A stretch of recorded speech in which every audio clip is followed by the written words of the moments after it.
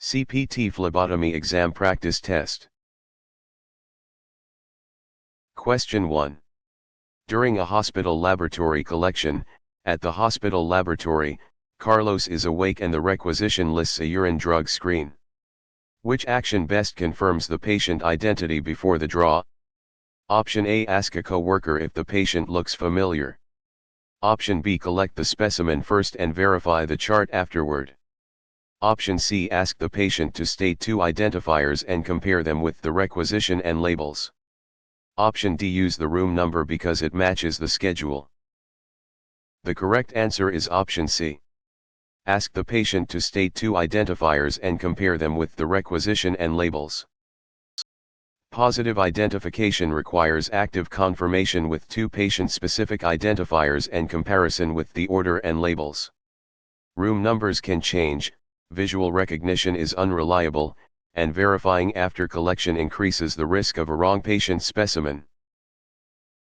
Question 2.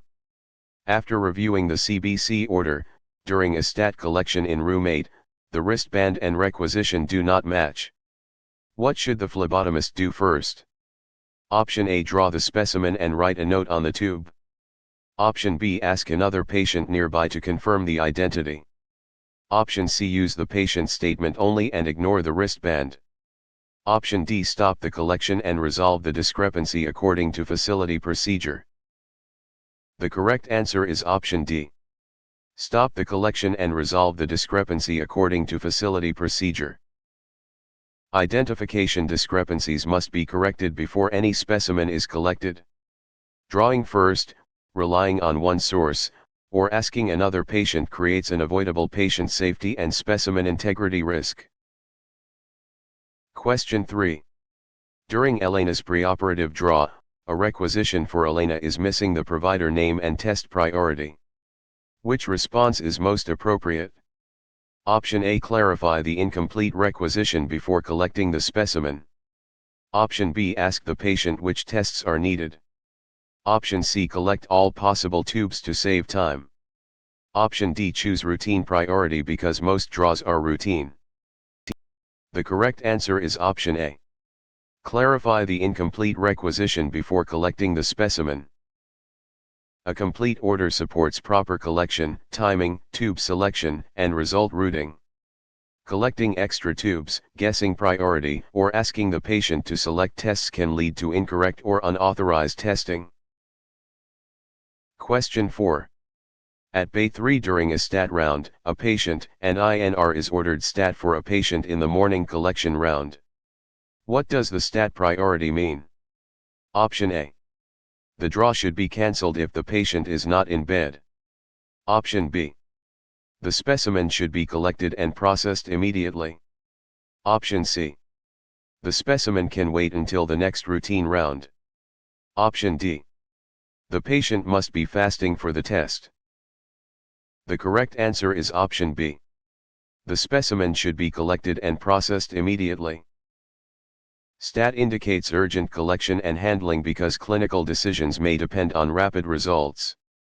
It does not mean routine timing, fasting status, or automatic cancellation based on location. Question 5. Before a basic metabolic panel collection, Jordan says they ate breakfast before a fasting basic metabolic panel. What is the best next step?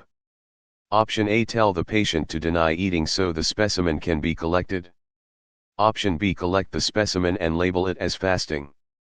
Option C. Follow facility policy by documenting the information and confirming whether collection should proceed. Option D. Cancel the order without notifying the appropriate staff. The correct answer is option C. Follow facility policy by documenting the information and confirming whether collection should proceed. Fasting status can affect results, so the information must be handled according to policy and communicated when required. Falsifying fasting status, ignoring the issue, or canceling without proper notification is unsafe and unprofessional. Question 6. In the blood donor center, a patient scheduled for a trough drug level is due for the next dose soon. When is the trough specimen usually collected? Option A, immediately after the medication is swallowed. Option B, at any convenient time during the day. Option C, only after the medication has been stopped for 24 hours. Option D, immediately before the next scheduled dose. The correct answer is option D, immediately before the next scheduled dose. A trough level measures the lowest drug concentration and is usually collected just before the next dose. Drawing after a dose, at a random time, or after stopping therapy can misrepresent the medication level. Question 7. For an infant patient in bed 18, a peak drug level is ordered after medication administration. Which action supports accurate timing? Option A, use the ordered collection time and facility protocol for that medication. Option B, skip documentation because peak levels are routine. Option C, collect it whenever the tourniquet is already applied. Option D, collect it before the medication is given. The correct answer is option A.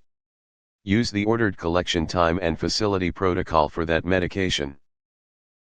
Peak timing depends on the medication and must follow the order and facility protocol. Drawing before the dose, collecting randomly, or failing to document timing can make the result clinically misleading. Question 8. While preparing Samuel for a lactate level, which tube should be drawn first when collecting several venous specimens including blood cultures?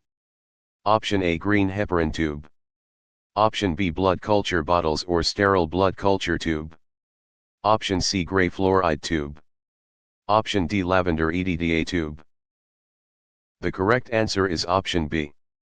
Blood culture bottles or sterile blood culture tube. Blood cultures are collected first to reduce contamination of the sterile specimen. EDTA, fluoride, and heparin tubes contain additives and are collected later in the venous order of draw. Question 9.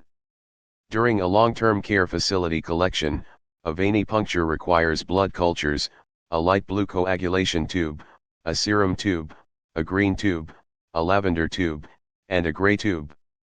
Which order is correct? Option A, light blue, lavender, green, gray, serum, blood culture. Option B, serum, gray, lavender, blood culture, green, light blue. Option C, blood culture, light blue, serum, green, lavender, gray. Option D, lavender, green, gray, serum, light blue, blood culture. The correct answer is option C. Blood culture, light blue, serum, green, lavender, gray. The venous order of draw reduces additive carryover, cultures first, citrate, serum, heparin, EDTA, then glycolytic inhibitor. The other sequences place additive tubes too early or delay sterile blood cultures, which can compromise results. Question 10. After reviewing the urine drug screen order, why is the order of draw important during venipuncture? Option A. It prevents every possible hemolyzed specimen. Option B. It eliminates the need to identify the patient. Option C. It makes all tubes fill at the same speed. Option D. It helps prevent cross-contamination from tube additives. The correct answer is option D. It helps prevent cross-contamination from tube additives. Order of draw is used to reduce carryover of additives that can alter laboratory results. It does not control fill speed, replace patient identification, or prevent all causes of hemolysis. Question 11. During Jordan's evening draw, a light blue top tube for CBC is underfilled. Why is this a problem? Option A. The blood to anticoagulant ratio will be incorrect for coagulation testing. Option B. The tube will become sterile after centrifugation. Option C. The specimen will automatically convert to serum. Option D. The glucose level will be falsely preserved. The correct answer is option A. The blood to anticoagulant ratio will be incorrect for coagulation testing.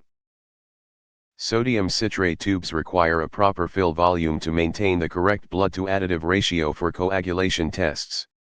Centrifugation does not fix the ratio, serum is not produced from an anticoagulated tube, and glucose preservation is associated with gray tubes. Question 12. At Bay 3 during a follow-up round, which additive is commonly found in a light blue top coagulation tube? Option A, sodium fluoride and potassium oxalate. Option B, sodium citrate. Option C, EDTA. Option D, lithium heparin. The correct answer is option B. Sodium citrate. Sodium citrate is used for many coagulation studies because it binds calcium in a controlled, reversible way. EDTA is used mainly for hematology, heparin is used for many plasma chemistry tests, and fluoride oxalate is used for glucose-related testing. Question 13. Before a basic metabolic panel collection, which tube is typically selected for a CBC? Option A, light blue sodium citrate tube. Option B, red serum tube only. Option C, lavender top EDTA tube. Option D, gray fluoride oxalate tube. The correct answer is option C. Lavender top EDTA tube. EDTA preserves cellular components and is the usual anticoagulant for complete blood count testing.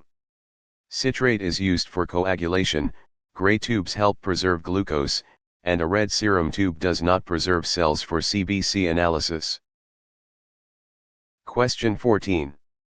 In the urgent care unit, a chemistry test requires plasma and rapid processing. Which tube is commonly appropriate? Option A, sterile blood culture bottle only. Option B, light blue sodium citrate tube. Option C, lavender top EDTA tube. Option D, green top heparin tube. The correct answer is option D. Green top heparin tube. Heparin tubes are commonly used when plasma is needed for many chemistry tests. EDTA can interfere with chemistry analytes, citrate is intended for coagulation, and blood culture bottles are for microbiology. Question 15. For an adult patient in collection station 4, which tube additive helps preserve glucose by slowing glycolysis? Option A, sodium fluoride with potassium oxalate. Option B, EDTA only. Option C, clot activator gel only. Option D, sodium citrate only. The correct answer is option A. Sodium fluoride with potassium oxalate. Gray top tubes commonly contain sodium fluoride to inhibit glycolysis and potassium oxalate as an anticoagulant. Citrate supports coagulation testing, EDTA supports hematology, and clot activator tubes are used to obtain serum. Question 16.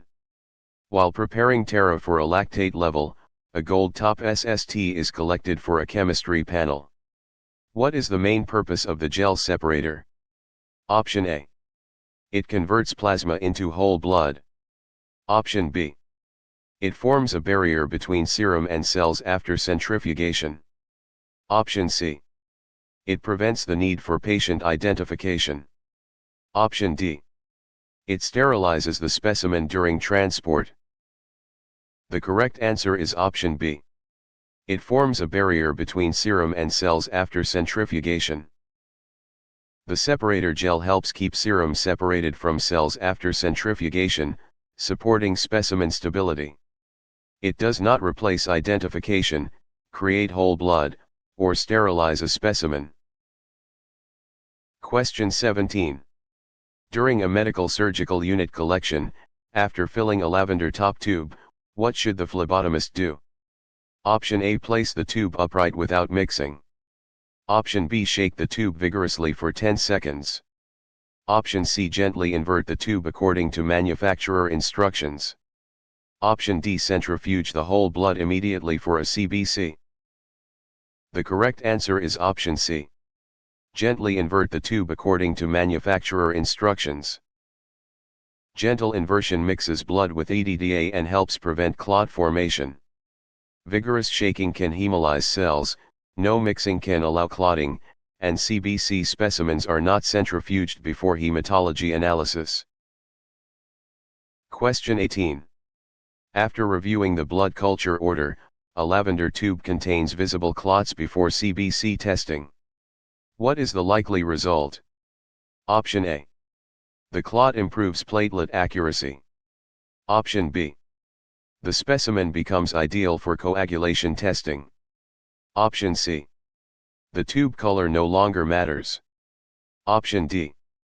The specimen may be rejected because cell counts can be inaccurate. The correct answer is option D. The specimen may be rejected because cell counts can be inaccurate. Clots trap cells and can make hematology results inaccurate, so recollection may be required.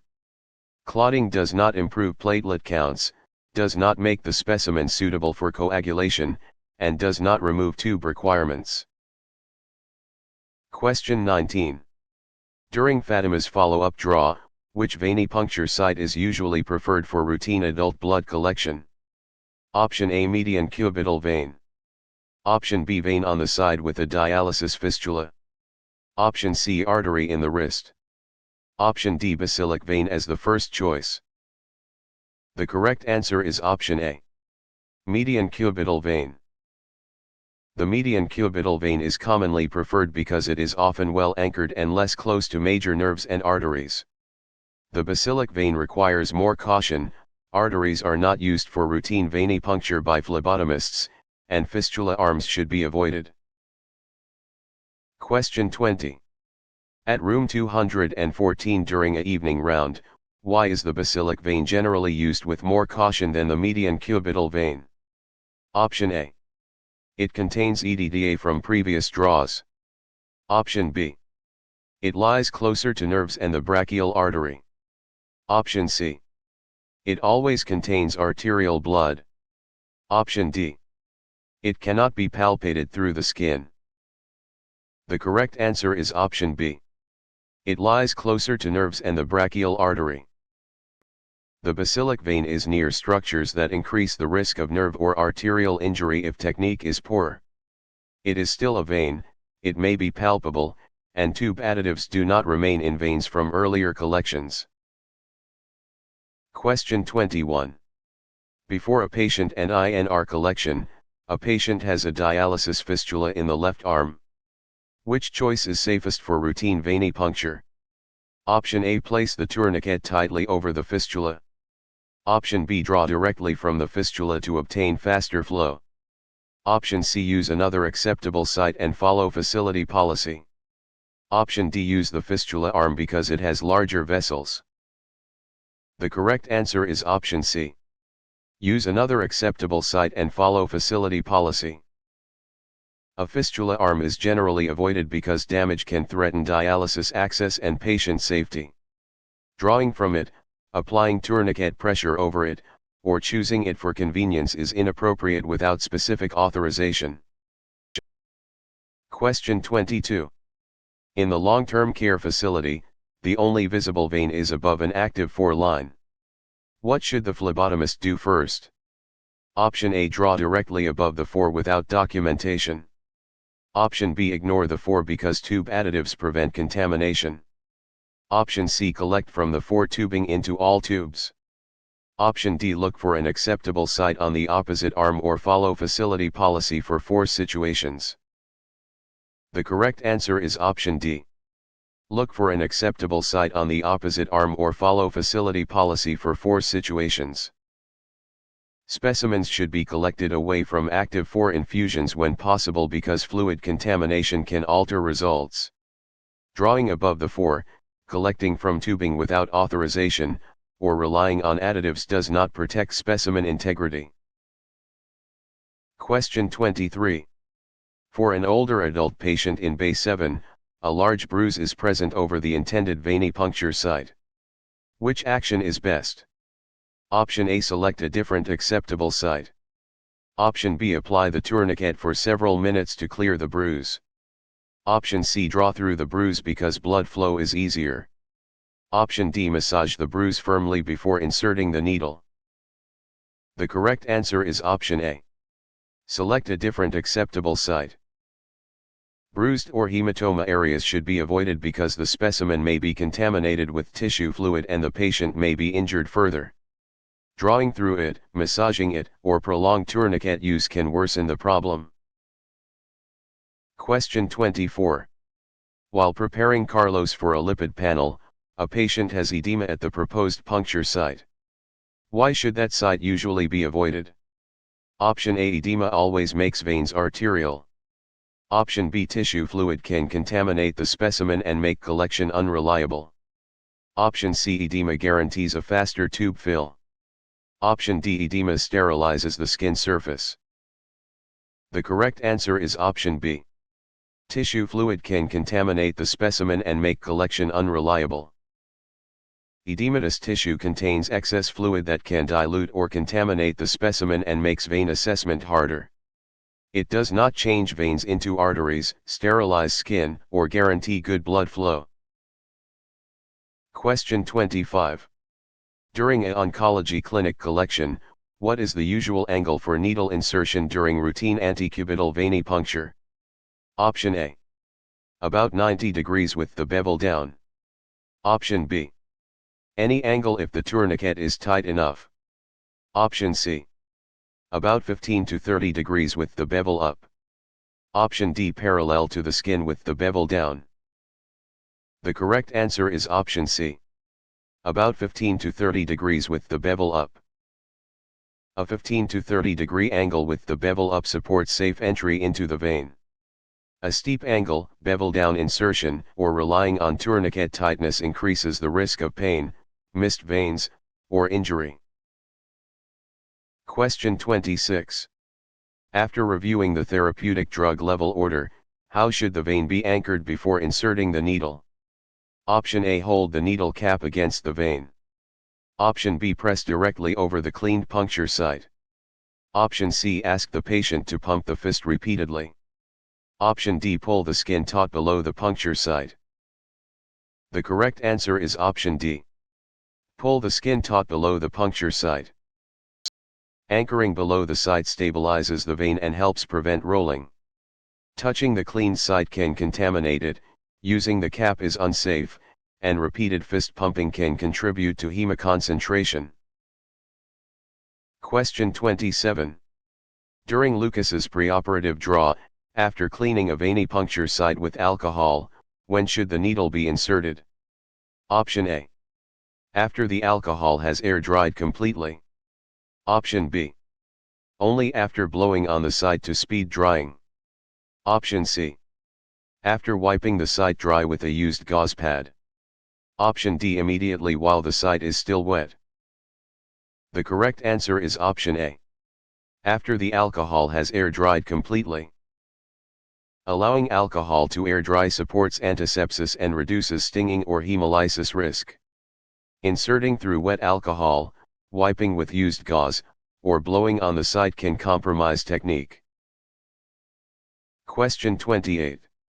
At triage bay during a weekend round, a phlebotomist palpates the vein again after antisepsis with an unclean finger. What should happen before puncture? Option A: the tourniquet should be tightened to remove contamination. Option B: the site should be cleaned again according to procedure. Option C: the draw should continue because palpation improves flow. Option D: the patient should wipe the site with clothing. The correct answer is option B. The site should be cleaned again according to procedure. Retouching the prepared site can contaminate it, so the site must be recleaned unless sterile technique permits otherwise. Continuing, using clothing, or tightening a tourniquet does not restore aseptic preparation. Question 29. Before a hemoglobin and hematocrit collection, for most routine venipunctures, how long should the tourniquet remain on? Option A: as long as the patient can tolerate discomfort. Option B: until all tubes have been labeled at the desk. Option C: no longer than about 1 minute when possible. Option D: at least 5 minutes for accurate chemistry results. The correct answer is option C. No longer than about 1 minute when possible. Prolonged tourniquet application can cause hemoconcentration and alter some results. Leaving it on for several minutes, delaying removal until desk labeling, or using discomfort as the limit is not appropriate. Question 30. In the pediatric clinic, why should patients avoid repeated fist pumping during venipuncture? Option A. It replaces the need for tube inversion. Option B. It sterilizes the puncture site. Option C. It prevents all veins from becoming visible. Option D. It can contribute to hemoconcentration and affect some analytes. The correct answer is option D. It can contribute to hemoconcentration and affect some analytes. Repeated fist pumping can alter specimen composition, including some chemistry values. It does not sterilize the site, replace mixing, or reliably improve every collection. Question 31. For a pediatric patient in exam room 5, a patient reports sharp, electric pain radiating down the arm during needle insertion. What should the phlebotomist do? Option A. Stop the draw and remove the needle safely. Option B. Rotate the needle several times to redirect it. Option C. Advance the needle deeper to finish faster. Option D. Ask the patient to ignore it until all tubes are filled. The correct answer is option A. Stop the draw and remove the needle safely. Radiating electric pain can indicate nerve contact, so the draw should be stopped to prevent injury. Advancing, ignoring the pain, or rotating the needle can worsen tissue or nerve damage. Question 32. While preparing Grace for a basic metabolic panel, a swelling begins to form around the puncture site while the tube is filling. What is the best response? Option A. Ask the patient to bend the elbow tightly over the needle.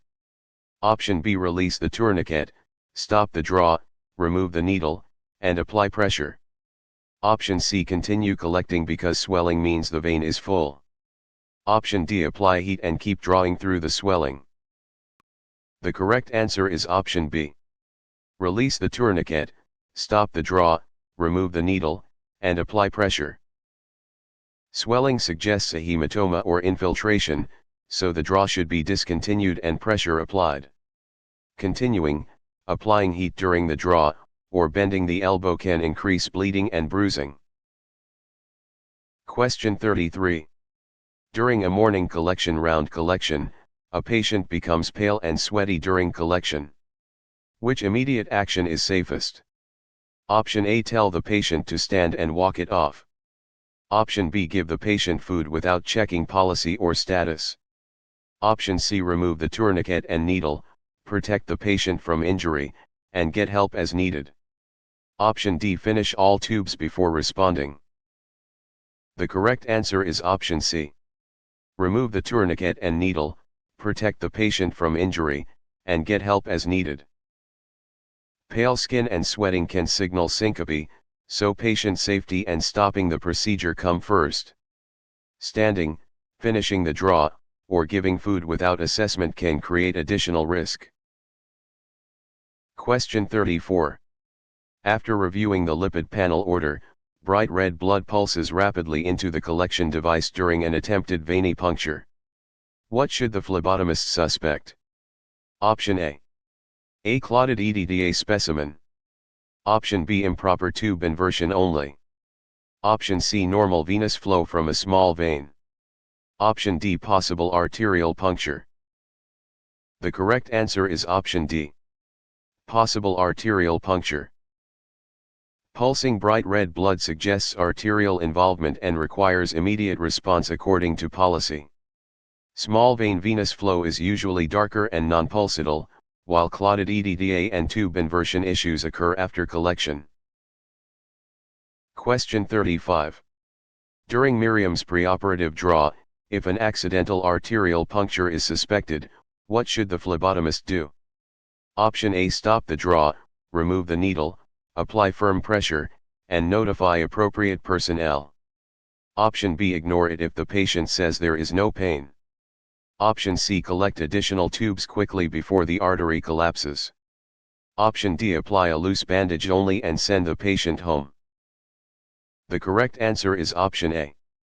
Stop the draw, remove the needle, apply firm pressure, and notify appropriate personnel. Suspected arterial puncture requires stopping the procedure and applying firm pressure to reduce bleeding risk. Continuing, using only a loose bandage, or ignoring the event can lead to serious complications. Question 36. At Bay 7 during a fasting round, a patient has petechiae after tourniquet application. What do petechiae suggest? Option A. The patient has no risk of bruising. Option B. Small capillaries may be fragile or bleeding under the skin. Option C. The site is fully sterilized. Option D. The needle gauge is too large in every case. The correct answer is option B. Small capillaries may be fragile or bleeding under the skin. Petechiae are small pinpoint hemorrhages that can suggest capillary fragility or increased bleeding tendency. They do not indicate sterility, absence of bruising risk, or automatically prove the needle gauge is wrong. Question 37. Before a blood alcohol level collection, which step should occur before removing the needle from the vein? Option A. Activate the needle safety device while the needle is still in the vein if not designed for that. Option B. Ask the patient to bend the elbow tightly. Option C. Release the tourniquet and remove the last tube. Option D. Label the specimen at a separate workstation first. The correct answer is option C. Release the tourniquet and remove the last tube. The tourniquet is released and the tube removed before needle withdrawal to reduce bleeding and pressure. Bending the elbow, misusing safety devices, or delaying bedside labeling can create patient care or specimen identification problems. Question 38. In the outpatient clinic, after needle removal, what is the best way to help prevent bruising? Option A. Have the patient bend the arm tightly upward. Option B. Leave immediately without checking the site. Option C. Tell the patient to rub the site vigorously. Option D. Apply direct pressure with clean gauze until bleeding stops. The correct answer is option D. Apply direct pressure with clean gauze until bleeding stops. Direct pressure helps stop bleeding and reduces hematoma formation. Rubbing, bending the arm tightly, or failing to check the site can worsen bruising or miss continued bleeding. Question 39. For an adult patient in Bay 7, a patient reports an allergy to adhesive bandages. Which response is best? Option A. Use an appropriate alternative dressing according to policy. Option B. Use tape directly over wet blood. Option C. Skip pressure and send the patient away. Option D. Apply the standard bandage because allergies are rare. The correct answer is option A. Use an appropriate alternative dressing according to policy. Patient allergies should guide selection of bandaging materials while still maintaining hemostasis. Ignoring the allergy, skipping pressure, or taping over active bleeding is unsafe. Question 40. While preparing Samuel for a glucose test, which device is often helpful for a patient with small, fragile veins?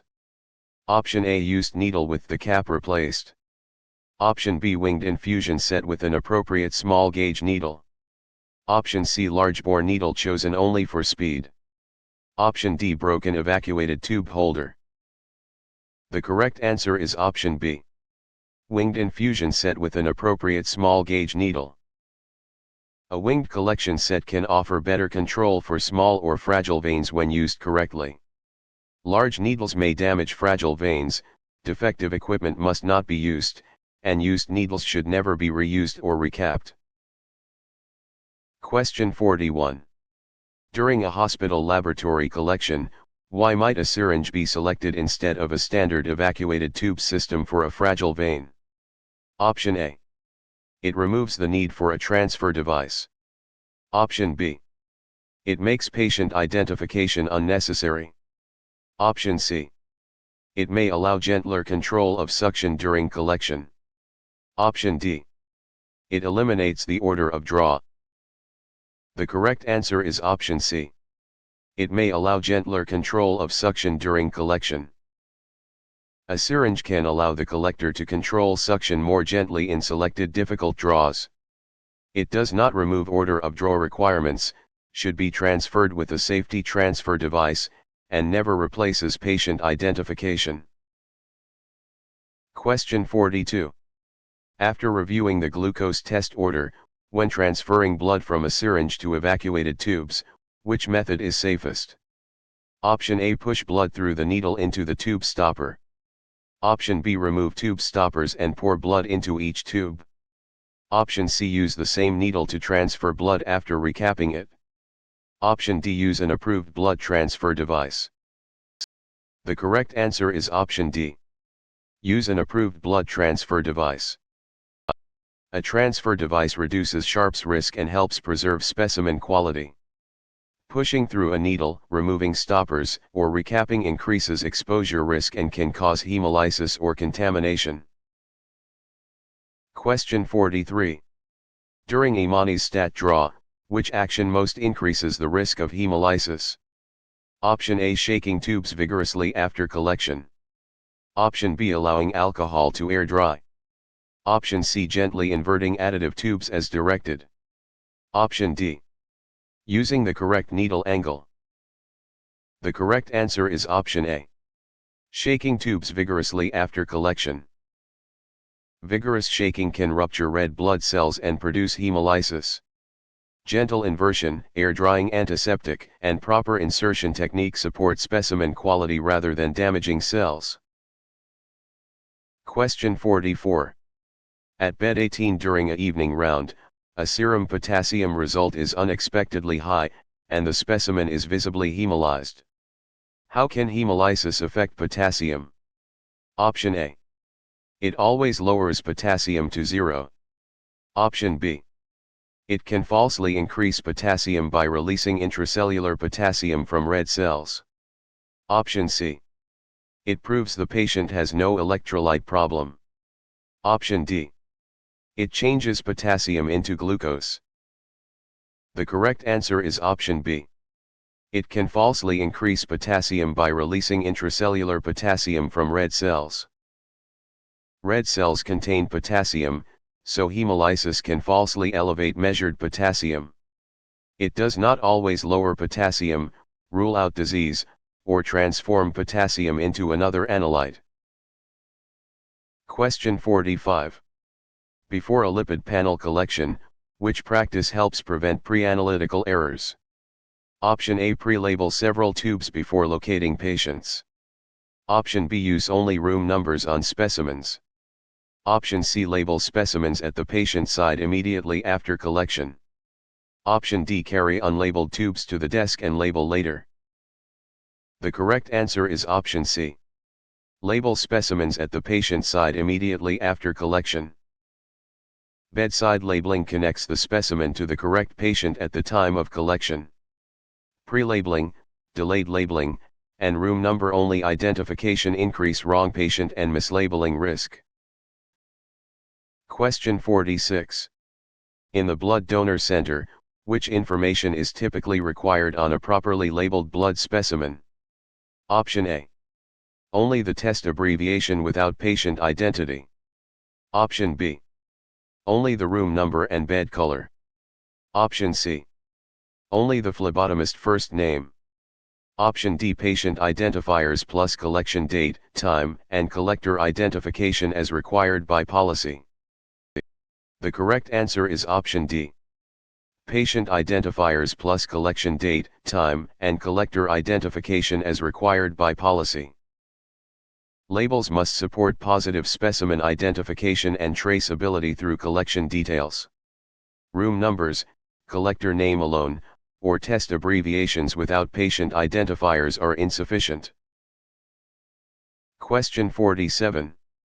For a dehydrated adult patient in room 214, a phlebotomist realizes a tube was labeled with the wrong patient name after leaving the room. What is the safest action? Option A, follow policy for specimen rejection and recollection if needed. Option B, use correction fluid on the label. Option C, scratch out the name and write another one. Option D, send it to the lab because the tube color is correct. The correct answer is option A. Follow policy for specimen rejection and recollection if needed. Mislabeling is a serious patient safety issue and must be handled by policy, often requiring recollection. Altering labels or sending a known mislabeled specimen can lead to harmful treatment decisions. Question 48. While preparing Samuel for a lactate level, which example is a pre-analytical error? Option A, billing department mailing a statement. Option B, collecting a coagulation specimen in an underfilled light blue tube. Option C, analyzer software calculating a final result. Option D, provider interpreting a completed report. The correct answer is option B. Collecting a coagulation specimen in an underfilled light blue tube. Pre-analytical errors occur before testing, including collection, labeling, handling, and transport problems. Analyzer calculations are analytical, provider interpretation is post-analytical, and billing is not part of specimen collection quality. Question 49. During an emergency department collection, a specimen for bilirubin testing must be protected from light. Which handling step is appropriate? Option A, place the specimen in direct sunlight. Option B, shake the specimen to remove light exposure. Option C, wrap or cover the specimen as required by laboratory protocol. Option D, transfer it into a gray top tube after collection. The correct answer is option C. Wrap or cover the specimen as required by laboratory protocol. Light-sensitive specimens should be protected using the method specified by the laboratory. Sunlight, shaking, or transferring to an incorrect tube can compromise specimen integrity. Question 50. After reviewing the fasting glucose order, a specimen must be chilled and delivered rapidly to the laboratory. What should guide the phlebotomist? Option A, personal preference for all tubes. Option B, the color of the tourniquet. Option C, whether the patient asks for faster service. Option D, the test-specific handling instructions in the collection manual. The correct answer is option D. The test-specific handling instructions in the collection manual. Temperature and timing requirements are test-specific and should follow the laboratory collection manual. Patient preference and unrelated equipment color do not determine specimen handling requirements. Question 51. During Nora's routine draw, why should tubes be inspected before use? Option A, to check for cracks, contamination, expiration, or vacuum problems. Option B, to make expired tubes acceptable. Option C, to remove the need for order of draw. Option D, to decide whether patient identification can be skipped. The correct answer is option A, to check for cracks, contamination, expiration, or vacuum problems. Equipment inspection helps prevent collection failure and specimen quality problems. It does not replace identification, revive expired supplies, or eliminate the order of draw. Question 52. At collection station 4 during a stat round, a tube has passed its expiration date. What should the phlebotomist do? Option A, use it only for pediatric patients. Option B, do not use the tube and obtain an acceptable replacement. Option C, fill it halfway to compensate for expiration. Option D, use it if the stopper color looks normal. The correct answer is option B. Do not use the tube and obtain an acceptable replacement. Expired tubes may have reduced vacuum or compromised additives, so they should not be used. Appearance, patient age, or partial filling does not make an expired tube acceptable. Question 53. Before a lipid panel collection, before a capillary puncture, why is the site often warmed? Option A, to make the lancet reusable. Option B, To replace the need for patient identification. Option C. To increase blood flow to the puncture area. Option D. To sterilize the site without antiseptic. The correct answer is option C. To increase blood flow to the puncture area. Warming can improve capillary blood flow and reduce excessive squeezing. It does not sterilize the site, replace identity checks, or permit reuse of single-use devices. Question 54. In the hospital laboratory, for an infant heel puncture, which area is generally safest? Option A, arch of the foot. Option B, posterior curvature of the heel. Option C, center of the heel over the calcaneus. Option D, medial or lateral plantar surface of the heel. The correct answer is option D. Medial or lateral plantar surface of the heel. The medial or lateral plantar heel reduces the risk of bone injury when performed correctly. The posterior curvature, center heel, and arch increase the chance of injury or poor specimen collection. Question 55. For a geriatric patient in triage bay, why should the first drop of blood from a routine capillary puncture usually be wiped away? Option A. It may contain tissue fluid or debris that can affect the specimen. Option B. It always contains only plasma. Option C. It is required for blood culture bottles. Option D. It prevents all needle stick injuries. The correct answer is option A. It may contain tissue fluid or debris that can affect the specimen. The first drop can be contaminated with tissue fluid or skin debris, so wiping it away supports specimen quality. It is not pure plasma, is not used for blood culture bottles, and does not address sharp safety by itself. Question 56. While preparing Zara for a urine drug screen, which capillary collection order is commonly used when blood gases are not collected? Option A, serum first, then EDTA, then other additives. Option B, EDTA specimens first, then other additive specimens, then serum specimens. Option C, gray first for every patient, then culture bottles. Option D. Any order because capillary tubes have no additives. The correct answer is option B. EDTA specimens first, then other additive specimens, then serum specimens. Capillary order differs from venous order and commonly places EDTA early to reduce clotting in small volume samples. Serum first collection, universal gray first collection, or ignoring additives can compromise results. Question 57. During a blood donor center collection, during a finger stick, why should the finger not be squeezed forcefully? Option A. It changes venous blood into arterial blood. Option B. It removes the need to wipe the first drop. Option C. Excessive squeezing can dilute the specimen with tissue fluid and cause hemolysis. Option D. It makes the specimen sterile. The correct answer is option C. Excessive squeezing can dilute the specimen with tissue fluid and cause hemolysis.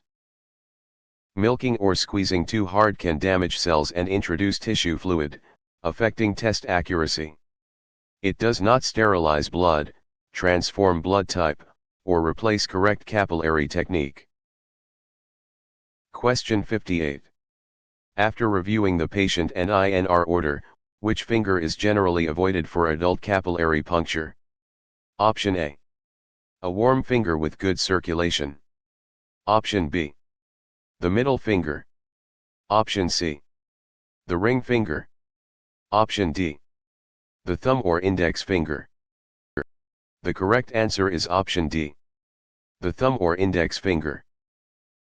The thumb and index finger are often avoided because they may be more calloused, sensitive, or frequently used. The middle and ring fingers are commonly preferred when suitable, and warming may improve flow. Question 59. During Malik's follow-up draw, a used lancet remains on the tray after a dermal puncture. What should be done? Option A. Discard it immediately into an approved sharps container. Option B, save it for the next patient if it looks clean. Option C, hand it to the patient to throw away later. Option D, place it in regular trash if the cap is on. The correct answer is option A. Discard it immediately into an approved sharps container. Used sharps must be disposed of promptly in an approved sharps container. Regular trash, reuse, or asking the patient to handle the device creates exposure risk. Question 60. At exam room 5 during a routine round, which statement best describes standard precautions? Option A. They are optional for routine outpatient draws. Option B. They apply to the care of every patient regardless of known infection status. Option C. They apply only to patients with confirmed HIV. Option D. They replace the need for hand hygiene. The correct answer is option B. They apply to the care of every patient regardless of known infection status. Standard precautions treat blood and certain body fluids as potentially infectious for all patients.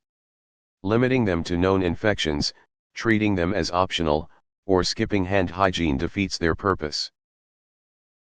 Question 61. Before a lipid panel collection, when should hand hygiene be performed during routine phlebotomy? Option A. Only when gloves visibly tear. Option B. Only after collecting blood cultures. Option C. Before patient contact and after glove removal as part of standard practice. Option D. Only at the start of the workday. The correct answer is option C. Before patient contact and after glove removal as part of standard practice. Hand hygiene before patient contact and after glove removal reduces transmission risk. Waiting for visible tears, limiting hygiene to the start of the day, or applying it only to blood cultures is inadequate. Question 62. In the medical surgical unit, which personal protective equipment is routinely worn for venipuncture when blood exposure is anticipated? Option A, reusable cloth gloves from home. Option B, sterile surgical gown for every draw. Option C. No PPE if the patient looks healthy. Option D, gloves. The correct answer is option D. Gloves. Gloves are routine PPE for blood collection because contact with blood is reasonably anticipated. A sterile gown is not required for every routine draw, healthy appearance does not eliminate risk, and personal cloth gloves are not appropriate medical PPE. Question 63. For an older adult patient in draw chair 2, a blood splash risk is expected during specimen handling. Which PPE may be needed in addition to gloves? Option A, eye or face protection according to exposure risk. Option B. A patient wristband. Option C. No additional protection because tubes are closed. Option D, open-toed shoes for ventilation. The correct answer is option A. Eye or face protection according to exposure risk. Eye or face protection is used when splashes or sprays may expose mucous membranes. Open-toed shoes are unsafe, wristbands identify patients rather than protect staff, and closed tubes do not remove every splash risk. Question 64. While preparing Daniel for a blood alcohol level, after a needle stick injury, what is the immediate first aid response? Option A, squeeze the wound aggressively for several minutes. Option B, wash the area with soap and water and report the exposure promptly. Option C, apply a tourniquet above the injury and ignore reporting. Option D, keep working until the shift ends. The correct answer is option B. Wash the area with soap and water and report the exposure promptly. A sharps injury requires immediate cleaning, reporting, and follow-up according to exposure control policy.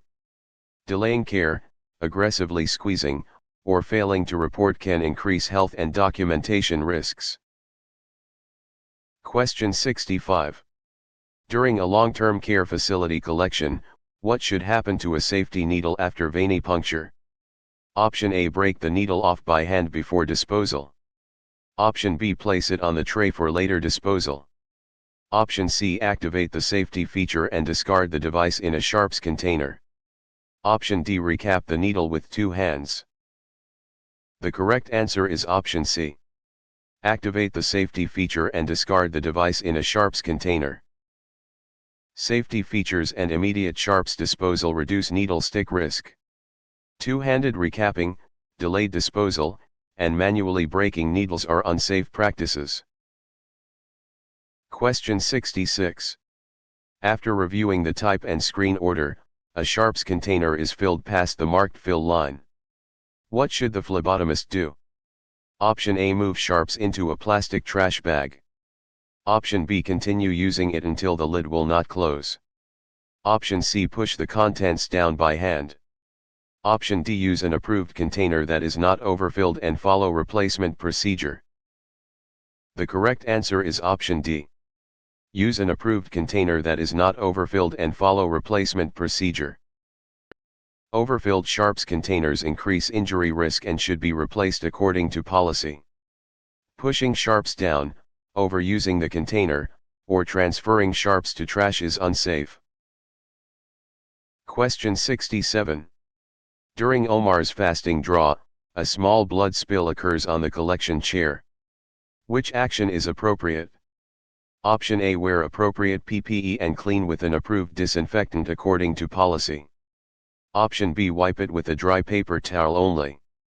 Option C. Cover it with a clean drape and keep collecting. Option D. Ask the next patient to avoid the spot. The correct answer is option A. Wear appropriate PPE and clean with an approved disinfectant according to policy.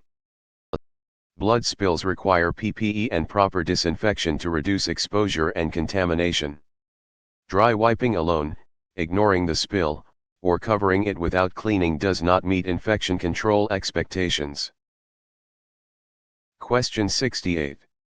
At exam room 5 during a weekend round, which practice supports OSHA bloodborne pathogen safety? Option A. Storing clean tubes inside a sharps container. Option B. Using engineering controls such as safety-engineered sharps devices. Option C. Eating at the specimen processing bench. Option D. Recapping every needle after use. The correct answer is option B. Using engineering controls such as safety-engineered sharps devices. Safety-engineered devices are engineering controls that help reduce occupational exposure. Recapping, eating in specimen areas, and storing supplies in sharps containers create avoidable hazards. Question 69. In the medical surgical unit, a patient with suspected airborne infection requires blood collection. What should guide the phlebotomist? Option A. Remove the isolation sign to avoid anxiety. Option B. Ask the patient to leave isolation for a hallway draw. Option C. Follow the facility transmission-based precaution requirements before entering. Option D. Use only standard gloves because airborne signs are optional. The correct answer is option C. Follow the facility transmission-based precaution requirements before entering. Transmission-based precautions add measures based on the route of infection and must be followed. Ignoring isolation, removing signs, or moving the patient unsafely can expose staff and others. Question 70. In the urgent care unit, a patient refuses the ordered venipuncture. What should the phlebotomist do? Option A. Draw the specimen quickly before the patient moves. Option B. Threaten the patient with discharge. Option C. Ask a family member to hold the patient down. Option D. Respect the refusal and notify the appropriate healthcare professional according to policy. The correct answer is option D. Respect the refusal and notify the appropriate healthcare professional according to policy. Patients generally have the right to refuse, and the refusal should be communicated and documented according to policy. Forcing, threatening, or restraining without proper authority violates ethical and legal standards. Question 71. For an anxious adult patient in room 214, a conscious adult extends an arm after the procedure is explained. What type of consent is most commonly represented? Option A. Implied consent. Option B, court-ordered consent. Option C, no consent because the form is electronic. Option D, telephone consent from billing. The correct answer is option A, implied consent. An adult who cooperates after explanation usually demonstrates implied consent for routine venipuncture.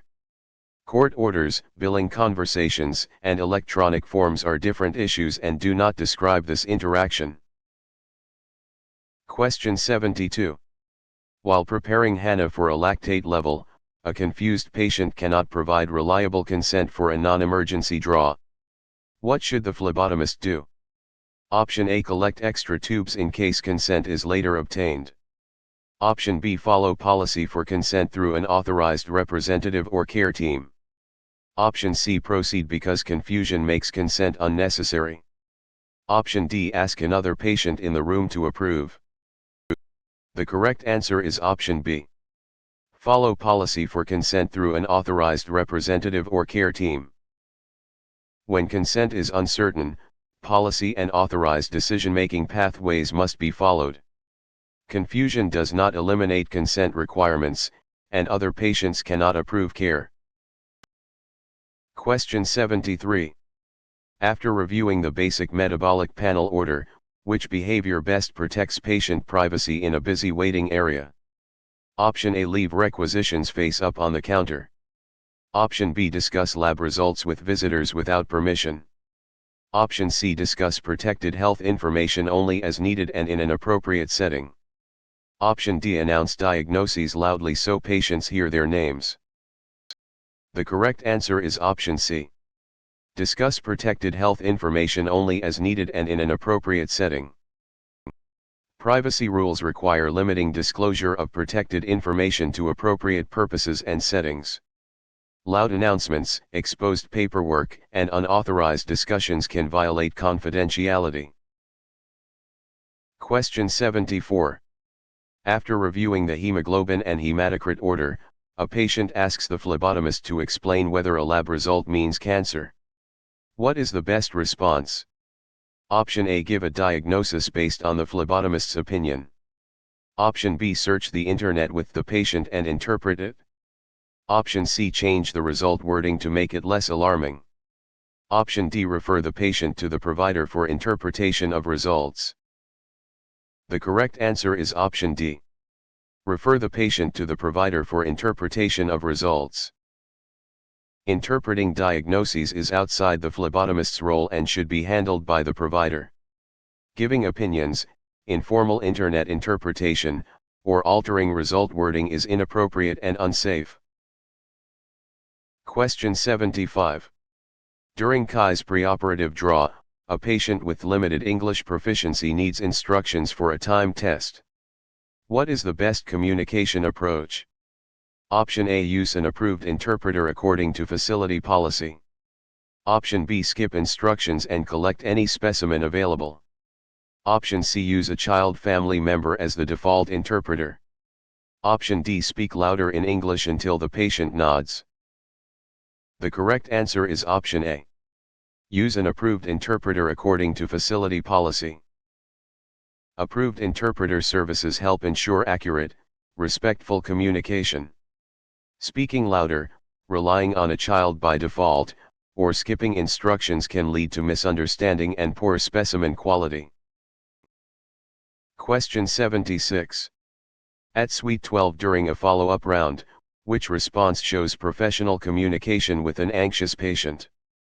Option A, ignore the patient and focus only on tubes. Option B, explain the steps calmly and ask about prior fainting or concerns. Option C, tell the patient fear is childish. Option D, promise the draw will be painless for everyone. The correct answer is option B. Explain the steps calmly and ask about prior fainting or concerns. Calm explanation and assessment of prior reactions help improve safety and trust. Dismissing fear, ignoring concerns, or promising no pain can damage communication and set unrealistic expectations. Question 77. Before a hemoglobin and hematocrit collection, a child is scheduled for venipuncture and a parent is present. Which approach is most appropriate? Option A. Hide the needle in a way that prevents consent. Option B. Use complex medical terminology to impress the parent. Option C. Use age-appropriate explanation and follow policy for guardian involvement. Option D. Ask the child to sign all legal consent forms alone. The correct answer is option C. Use age-appropriate explanation and follow policy for guardian involvement. Pediatric collection requires developmentally appropriate communication and correct guardian involvement. Complex jargon, deceptive communication, or relying on a child alone for legal consent is inappropriate. Question 78. In the long-term care facility, a blood culture set is ordered before antibiotics. Which timing is preferred when feasible? Option A. Skip cultures if antibiotics are ordered. Option B. Wait until the antibiotic bag is empty. Option C. Collect only after the fever disappears. Option D. Collect the cultures before antimicrobial therapy begins. The correct answer is option D. Collect the cultures before antimicrobial therapy begins. Blood cultures are ideally collected before antibiotics because therapy can reduce organism recovery. Waiting until after antibiotics, waiting for fever to resolve, or skipping cultures can reduce diagnostic value. Question 79. While preparing PREA for a CBC, for adult blood culture collection, why is adequate volume important?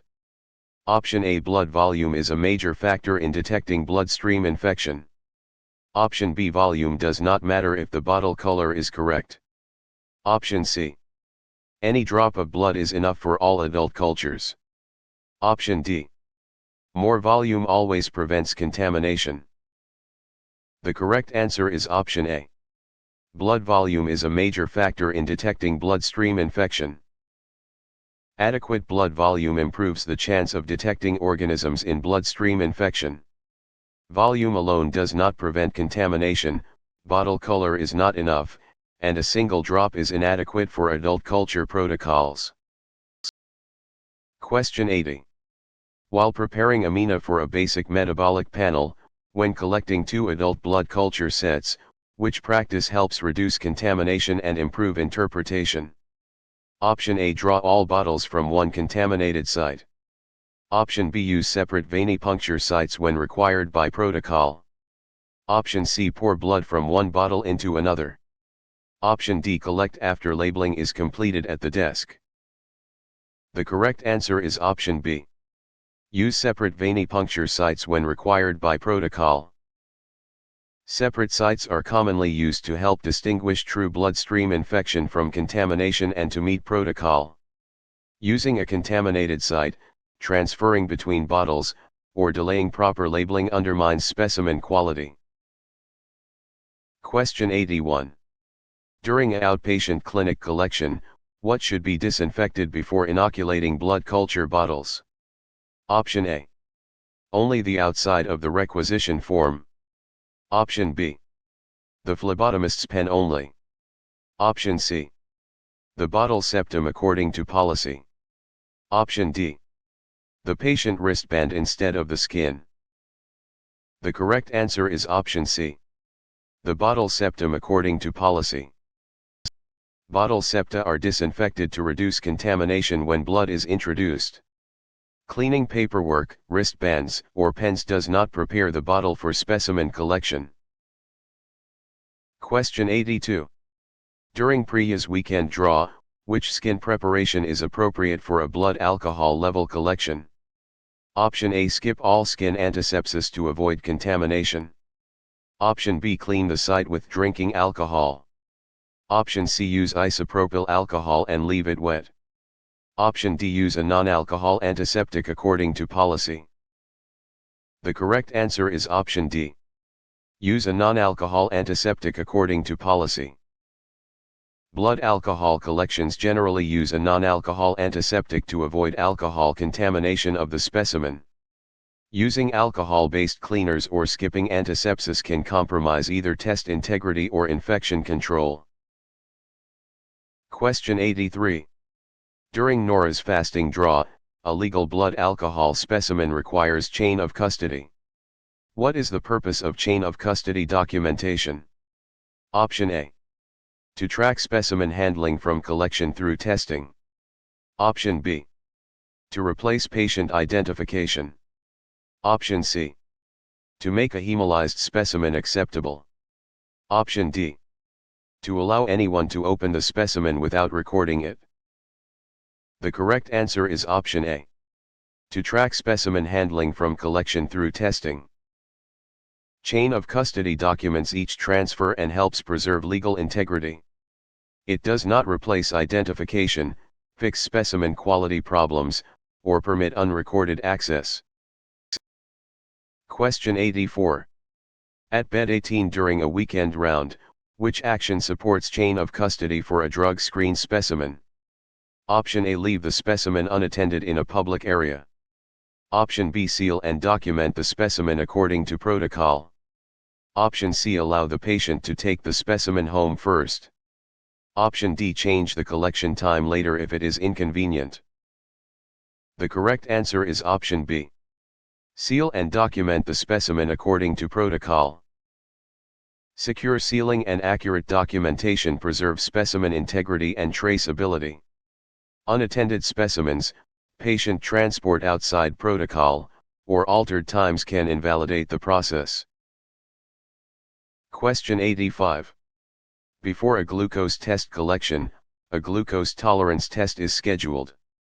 What is important about the baseline specimen? Option A. It is collected only after all timed specimens are complete.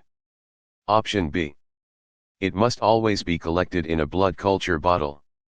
Option C. It is collected before the glucose dose is given. Option D. It is optional if the patient feels well. The correct answer is option C. It is collected before the glucose dose is given. The baseline specimen provides the starting value before the glucose challenge. Collecting it afterward, treating it as optional, or using a blood culture bottle does not meet glucose tolerance testing requirements. Question 86. In the outpatient clinic, during a glucose tolerance test, Brian vomits shortly after drinking the glucose solution. What should the phlebotomist do? Option A. Ignore it and continue all time draws as usual. Option B. Change the order to a CBC. Option C. Give a second dose without authorization. Option D. Notify the appropriate staff and follow facility protocol. The correct answer is option D. Notify the appropriate staff and follow facility protocol. Vomiting can invalidate the test or require specific instructions, so the care team and protocol should guide next steps. Ignoring it, reducing without authorization, or changing the order is outside the phlebotomist's role. Question 87. For an adult patient in draw chair 2, a point-of-care glucose meter is due for quality control. What should the phlebotomist do? Option A. Run required controls according to manufacturer and facility policy before patient testing. Option B. Use the meter until it gives an error message. Option C. Skip controls because the patient is waiting. Option D. Record control results from memory. The correct answer is option A. Run required controls according to manufacturer and facility policy before patient testing. POC testing requires quality control to verify reliable performance before reporting patient results. Waiting for errors, skipping controls, or fabricating records undermines patient safety and compliance. Question 88. While preparing ethan for a fasting glucose, a point-of-care result is outside the critical range. What is the appropriate response? Option A. Change the result to the nearest normal value. Option B. Report and document the result according to critical value policy. Option C. Hide the result until the patient leaves. Option D. Repeat it endlessly without notifying anyone. The correct answer is option B. Report and document the result according to critical value policy. Critical results require prompt communication and documentation under facility policy. hiding, altering, or endlessly repeating without notification can delay urgent care. Question 89. During outpatient clinic collection, what does CLIA wave testing mean in a phlebotomy setting? Option A, testing that needs no quality control ever. Option B, testing that is never documented. Option C, testing that is categorized as simple with low risk when performed correctly under requirements. Option D, testing that can be performed without training. The correct answer is option C. Testing that is categorized as simple with low risk when performed correctly under requirements. CLIA wave tests are considered simple and low risk when performed as directed, but requirements still apply. Quality control, training, and documentation remain important for safe point-of-care testing. Question 90. After reviewing the lipid panel order, which step is required before centrifuging specimens? Option A, place one tube alone for faster spinning. Option B, spin cracked tubes to test whether they leak. Option C, open all tube stoppers during spinning. Option D, balance the centrifuge with tubes of similar volume. The correct answer is option D. Balance the centrifuge with tubes of similar volume. Balancing the centrifuge helps prevent equipment damage, tube breakage, and safety hazards. Spinning a single tube, opening tubes, or using cracked tubes is unsafe. Question 91. During Lucas's routine draw, why must many serum specimens clot before centrifugation? Option A, incomplete clotting can leave fibrin and affect separation. Option B, clotting is only needed for urine specimens. Option C, clotting sterilizes every specimen. Option D, clotting turns serum into EDTA plasma. The correct answer is option A. Incomplete clotting can leave fibrin and affect separation. Allowing serum tubes to clot properly helps produce clean serum after centrifugation. Clotting does not create EDTA plasma, sterilize specimens, or apply only to urine. Question 92. At triage bay during an afternoon round, what is plasma? Option A. The solid clot from a serum tube. Option B. The liquid portion of anticoagulated blood after cells are separated. Option C. Only red blood cells after centrifugation. Option D. A disinfectant used for venipuncture. The correct answer is option B. The liquid portion of anticoagulated blood after cells are separated. Plasma is the liquid component from blood collected with anticoagulant and separated from cells. A clot, red cells alone, and disinfectant are different concepts. Question 93. Before a urine drug screen collection, what is serum? Option A. The buffy coat only. Option B. The anticoagulant inside a gray tube. Option C. The liquid portion of blood after clotting and centrifugation. Option D. Whole blood mixed with EDTA. The correct answer is option C. The liquid portion of blood after clotting and centrifugation. Serum is liquid separated from clotted blood and lacks clotting factors consumed in clot formation. EDTA whole blood, gray tube additive, and the buffy coat are not serum. Question 94. For an older adult patient in collection station 4, which blood component is mainly responsible for oxygen transport? Option A, platelets. Option B, clot activator gel. Option C, plasma water only. Option D, red blood cells. The correct answer is option D. Red blood cells. Red blood cells contain hemoglobin, which transports oxygen. Platelets support clotting, plasma water carries dissolved substances, and gel is a tube component rather than a blood cell. Question 95. For an older adult patient in room 8, which blood component is most directly involved in primary hemostasis? Option A, platelets. Option B, serum separator gel. Option C, sodium fluoride. Option D, tourniquet latex. The correct answer is option A. Platelets. Platelets help form the initial plug at a site of vascular injury. Sodium fluoride, latex, and separator gel are collection-related materials rather than blood components responsible for primary hemostasis. Question 96. While preparing Jordan for a type and screen, what is the function of white blood cells? Option A. They provide tube vacuum. Option B. They help defend the body against infection. Option C. They act as clot activator gel. Option D. They prevent every specimen from hemolyzing. The correct answer is option B. They help defend the body against infection.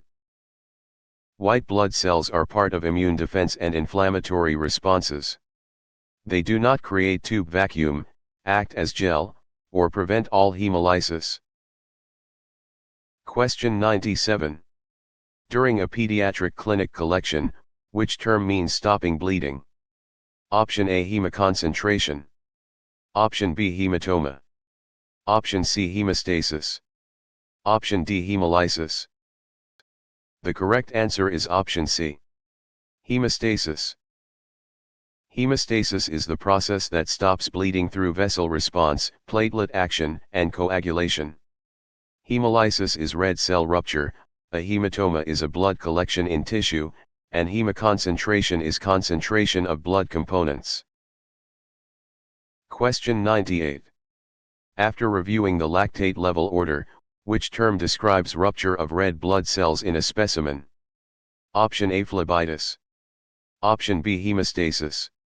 Option C. Syncope. Option D. Hemolysis. The correct answer is option D. Hemolysis. Hemolysis means red blood cells have ruptured, releasing intracellular contents into the specimen.